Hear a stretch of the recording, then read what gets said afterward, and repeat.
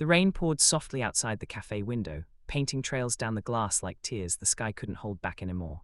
Inside, a man sat alone at a corner table, untouched coffee growing cold before him. His name was Ethan Cole, CEO of one of the biggest tech companies in the country, a man who had everything money could buy except peace. Every morning, people saw him as confident, powerful, untouchable. But tonight he looked like a man who had lost his way. His eyes, usually sharp and full of purpose, were dim and distant.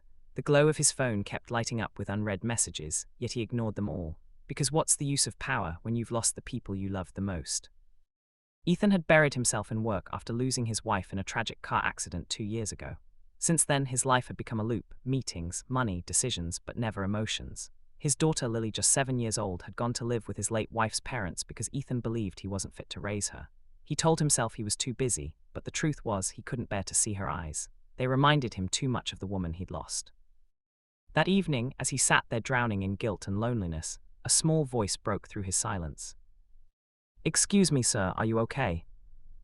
He looked up, startled. A little girl, maybe 6 years old, stood in front of him holding a small, half-melted chocolate ice cream cone. Her big brown eyes sparkled with innocence and concern. She looked familiar, not her face, but her energy. He cleared his throat, trying to smile. "I'm fine, sweetheart, just a bit tired." The girl tilted her head. "You don't look fine. My mommy says when people are sad, they need someone to talk to." Her simple honesty hit him harder than any boardroom confrontation ever had. He chuckled softly. "Your mommy sounds very smart." "She is," the girl said proudly. "She works all day but still reads me bedtime stories." Ethan's smile faded. "That's wonderful." The girl looked at the empty chair across from him and asked innocently, "Can I sit with you? You look lonely." For a moment he hesitated, but something about her warmth, her fearless kindness, reminded him of Lily. He nodded. "Sure, have a seat." They talked. About school, about her favorite cartoons, about how she loved helping her mom bake cookies. Ethan found himself laughing, really laughing, for the first time in months. It was strange how a random child could pull him out of the darkness he had built around himself. When the girl's mother came looking for her, Ethan's heart almost stopped. The woman was young, humble, and carried a gentle sadness in her eyes. Her name was Grace. She apologized quickly. "I'm so sorry if she bothered you. She just likes talking to people." Ethan shook his head. "She didn't bother me. In fact, she reminded me what kindness looks like." Grace smiled shyly, clearly unaware of who he was. To her, he was just another man sitting alone.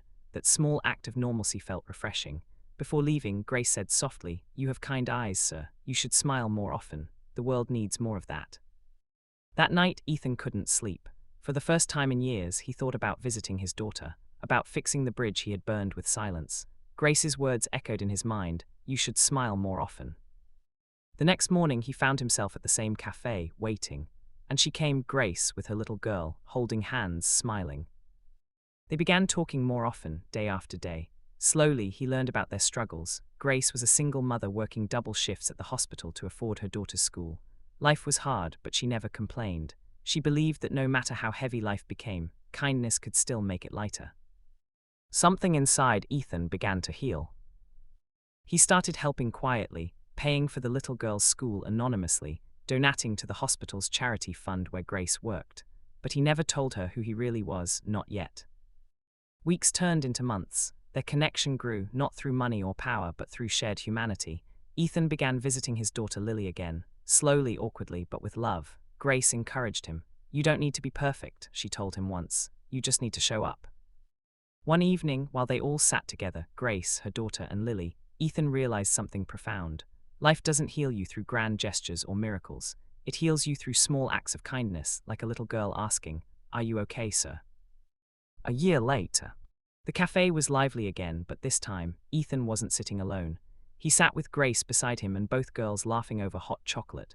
His eyes glowed with peace, the kind that comes not from success, but from being seen, forgiven, and loved. As the snow fell outside, Ethan looked at the two children and whispered, "You know, one question changed my life." Grace smiled. "Which one?" He looked at the little girl, now his daughter by heart, and said, "Are you okay, sir?" They all laughed, and for the first time in years, Ethan knew the answer. "Yes, I am." Sparkling heart. Moral of the story: Sometimes the smallest question asked by the kindest soul can save a life.